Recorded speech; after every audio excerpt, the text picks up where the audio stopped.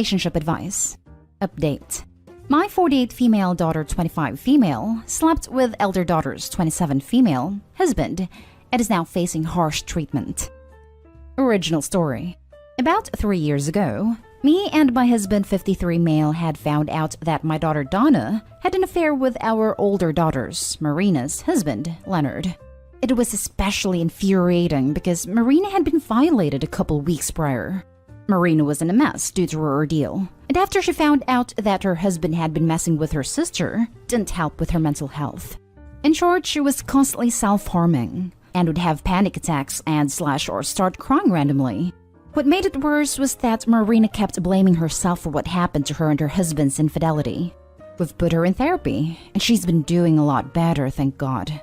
On the other hand, when I went to confront Dawn about this mess, she just said that she was attending to Marina's husband because she was refusing intimacy in a really condescending way. I was so mad that I wanted to put my hands on her. How could she say that after such a horrible thing happened? I straight up told her that until Marina's comfortable enough, she shouldn't contact me. She started screaming, but I was over it. After Marina and Leonard divorced, him and Donna ended up engaged. My son Josiah told me this and wanted me and my husband to come to the wedding/engagement party. I was appalled that she had the audacity to ask me that kind of question, and I declined. I told her that I loved her, but I simply cannot be with her and give her my blessings as she said horrible things and hasn't apologized. Told her and Leonard that my husband was on the same boat, and warned her that if Leonard cheated with her, then it won't be out of the question that he will cheat on her. Fast forward to the present. Donna was banging on my door pleading for me to let her in. She had a tear-streamed face holding a baby and a toddler, so I let her in. She was crying while saying how Leonard had been emotionally and verbally mistreating her, and also had a side family. She didn't want to stay in the house with him any longer and wants out. This is a hard situation for me as both daughters aren't doing so well. But as much as I hate to say it, one brought it on herself. Can anyone give help in such a situation? Please help me. Now for the top advice before reading the update. If Marina lives with you, Donna can't. Full stop. Yes, Donna is in a bad situation now, but that doesn't change the fact that she cheerfully hurt her sister a few years ago without apologizing. You can't even let Donna stay with you if she apologizes at this point, because you wouldn't be able to trust that apology was sincere. Help her contact your nearest women's shelter/organization and a divorce lawyer. If you can help her out a bit more, then you can offer to get her a hotel room for a month or so. But she has to get her own bank account and job, if she doesn't have them already, to support herself and her kids. Once you've done that, do let Marina know that you're helping Donna out, but not having her live with you. You don't want to blindside Marina if she runs into Donna. If Marina says, "Why did you send her to a shelter/hotel?"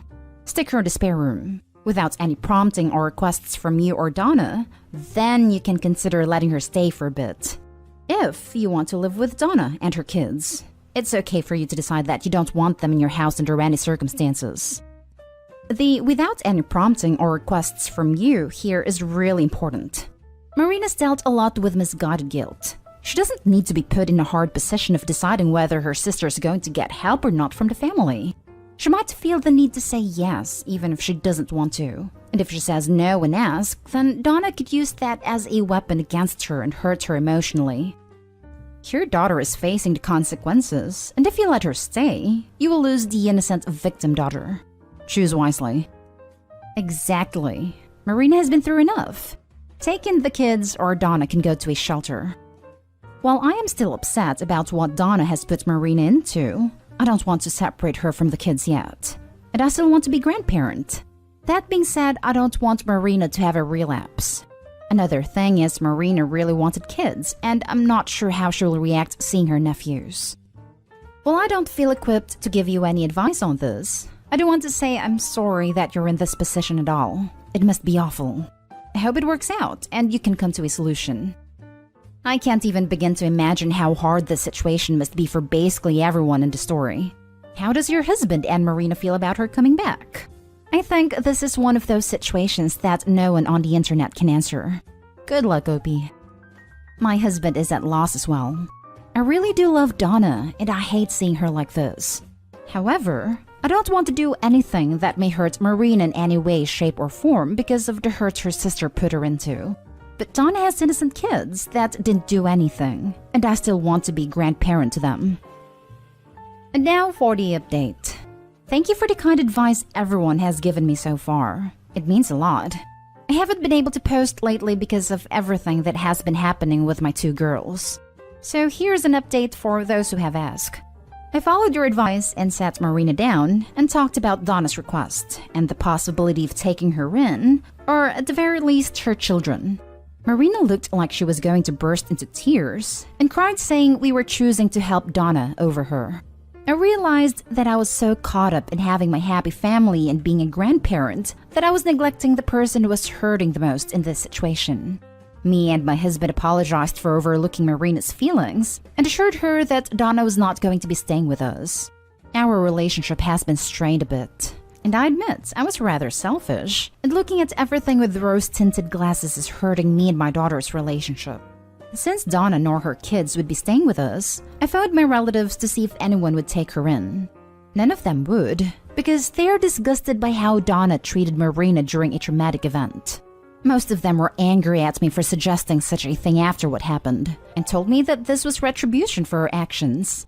I then phoned Donna telling her that while I care about her, she cannot stay at my place because I need to tend to Marina's needs, and to ensure her mental health doesn't get any worse. My husband and I are going to find her a 1-bedroom, 1-bathroom apartment, but she will need to work for the rent, /food, /utilities, etc., and we have a divorce lawyer just in case.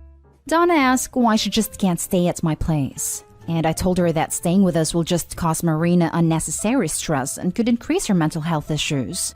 I also told her that she has to act like an adult and get a job. Donna said that she hasn't had a job in years, and she'll need somewhere to get back on her feet rent-free.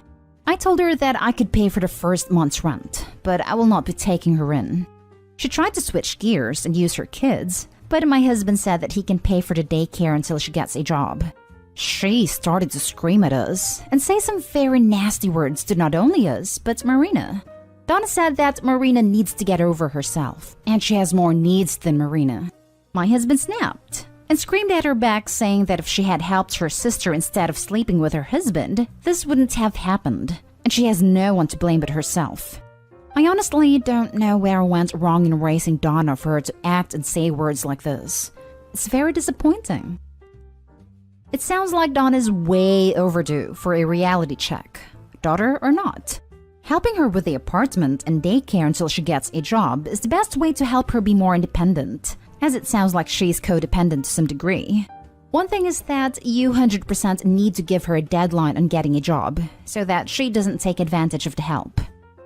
Yes, OP pays the landlord directly for 1 month's rent, and pays the daycare directly for 1 month's childcare. Then make it clear to Donna that that's all the help she's getting. Yeah, and I only suggest that to OP because of the grandchild. Otherwise, she does not deserve any help from OP or anyone. Donna did a horrible thing, and continues to do horrible things by using them for money, and has zero remorse. Honestly, OP would probably be doing her more of a service by letting her deal with her own mess, so that she can learn the consequences of her actions. Holy hell, is Donna entitled. She really sounds like a human piece of garbage. So, she treats everyone like dirt, and still expects people to bend over backwards to take care of her? Nice. If it wasn't for the grandkids, I would say cut her out of your life and face the consequences of her actions. Even then, you could offer to take the grandkids in, but make her be on her own. Yep, but even after her horrible response in the end, they will be manipulated by her having kids, and still will be subsidizing Donna's existence probably for way longer than just 1 month. The fact that OP even entertained the idea of letting Donna crash Marina's space tells me Donna is going to have them by the strings for quite a while.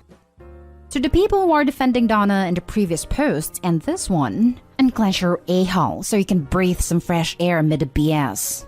I honestly don't know where I went wrong in raising Donna. It could be favoritism towards Donna that shaped her entitlement. You don't see because sometimes that rose-tinted view is really tinted. Edited to add, the poster is saying Marina needs to get over it because it's been 3 years. You'd benefit from some life experience. Golden Child Syndrome. Thank God her husband and relatives spoke up on Marina's behalf, because OP certainly was ignoring all of us who said to cut her off. Literally, my comment on her last update was like, Marina is going to be upset and not trust you if you even suggest Donna moving in. What does she do? Suggest this woman move back in. OP needs to look in the mirror to see where she went wrong. Good lord. Now for the last story. My mother wants me and my siblings to forgive our older brother for stealing our other brother's fiancée. My family consists of my oldest brother, Mike, 29, my older sister, Anne, 26, my other brother, Luke, 25, and me as the youngest, 22 female. Growing up, our parents always taught us to stand together, and that when they were dead and gone, we would only have each other. If one person snitched on a sibling, they'd punish both siblings, the troublemaker and the tattletale. This made us bond really closely, and we heavily valued loyalty. A few years ago, Luke began dating this girl who seemed like a soulmate. They seemed like they'd known each other for years, and it was so cute. He proposed to her, and we were all excited because he was gonna be the first sibling to get married. About a year into the proposal, Luke confided in me, we'd always been closest to each other than the other siblings, that Mike and his fiancée's relationship seemed a little too close. He felt awful that he didn't trust her, and tried his best to deny that his brother would betray him like that. After I mentioned it, whenever I'd bring her around the family, I began noticing the behaviors. The flirtatious side-eyeing, the little more than friendly banter, and even the fact that their hugs seemed to be very intimate. I tried to chalk it up as me being paranoid and seeing it only because it was mentioned. Well, things finally hit the fan when she dumped Luke and confessed her love for Mike, and admitted that she'd been cheating on him and that they were in love. She moved out of his house and moved in with Mike. This was about a year and a half ago, and they are now engaged. The night everything happened, Luke showed up to my house completely destroyed. He'd been bawling his eyes out. He said some pretty dark things. How he had no purpose, how he'd never live up to Mike, and how the world would go on without him, etc. To add some context, Mike was the cliché jock older brother. Athlete, good-looking, always had girls, and got good grades. Luke always felt like he had to compete with him to get the same attention. Anne and I were girls, so we received our own separate attention. He works out a lot and is in great shape, is tall, and works very hard to subconsciously beat him.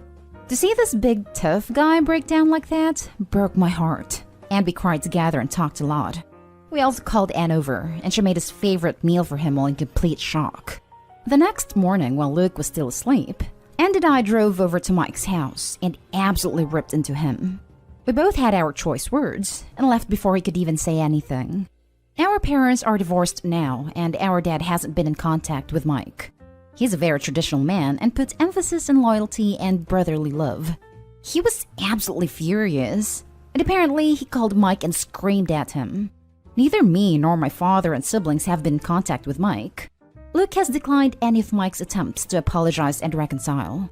Our mother, though, has forgiven him due to him being mama's boy and also being the firstborn son.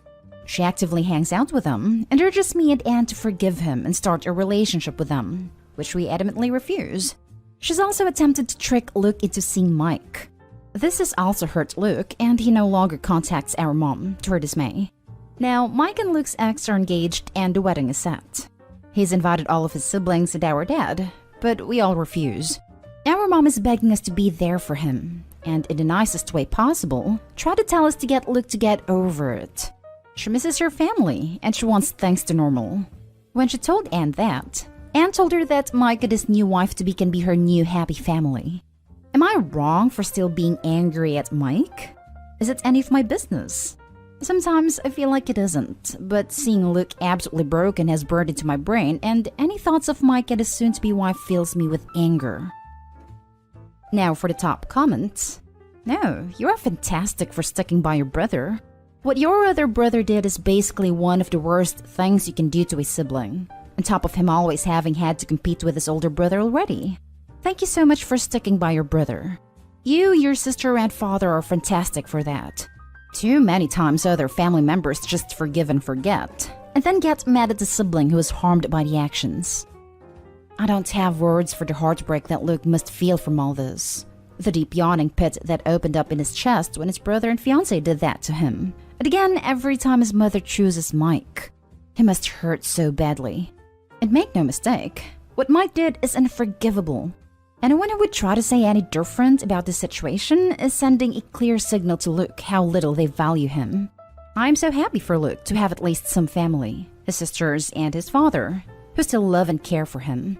If it were me, and my family all got buddy-buddy with Mike and my ex, and try to get me to forgive and be one big happy family again, I think I would cut ties with a lot of them. Move states away, act like I don't have a family, burn bridges, and never talk to them again. If I didn't add myself first. And honestly, if I had to choose a brother and the choice was between Luke and Mike, it's no contest. Mike has shown that he would stab me in the back if he would gain something he wants by doing so, and he would later tell me to get over it. Who would want that in their life? No one owes Mike a happy wedding day.